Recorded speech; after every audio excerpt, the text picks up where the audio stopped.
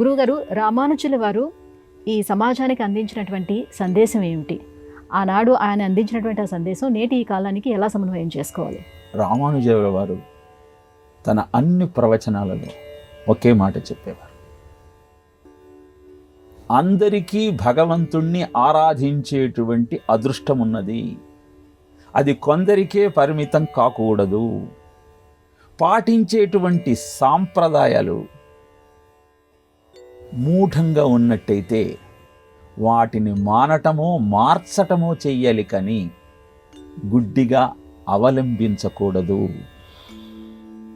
అందరూ ఒకే ఆలోచనతో భగవంతుణ్ణి ఆరాధించటమే లక్ష్యంగా జీవితాన్ని కొనసాగించాలి.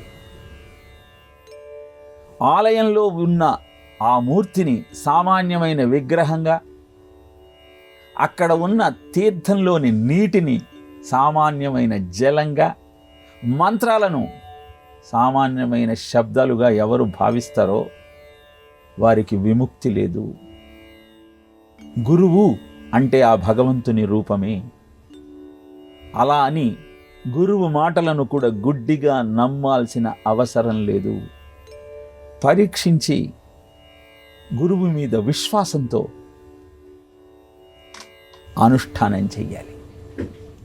గురువుని సామాన్యుడిగా, భగవంతుణ్ణి సామాన్యుడిగా భావించిన వాడు ఆరాధనకు పనికిరాడు. ప్రపత్తిని మించినటువంటి సాధన భగవత్ సన్నిధికి చేరుకోవటానికి మరొకటి లేదు. ఇలా సమాజంలో ఆనాటి సమయంలో ఉన్నటువంటి కుల ద్వేషాలను, మత విద్వేషాలను భేదిస్తూ భగవన్నామ సంకీర్తన ఒక్కటే భవ్యమైన జీవితానికి సోపానాన్ని నిర్మించే సాధనమని, భక్తి భావనలో ఉన్న వైశిష్ట్యాన్ని, ప్రపత్తి మార్గం యొక్క విశిష్టతను ప్రపంచానికి తెలియచెప్పిన వారు భగవద్ రామానుజాచార్యుల వారు. ఈనాటికి ఆ మార్గాన్ని అవలంబిస్తూ అందరిలో ఆ పరమాత్మ చైతన్యాన్ని గమనిస్తున్న వారంతా అద్భుతమైన ఆనందాలతో జీవితాన్ని గడుపుతున్నారు. యో మాం పశ్యతి సర్వత్రా సర్వంచమై పశ్యతి తస్యాహం న ప్రణశ్యామి సచమేన ప్రణశ్యతి.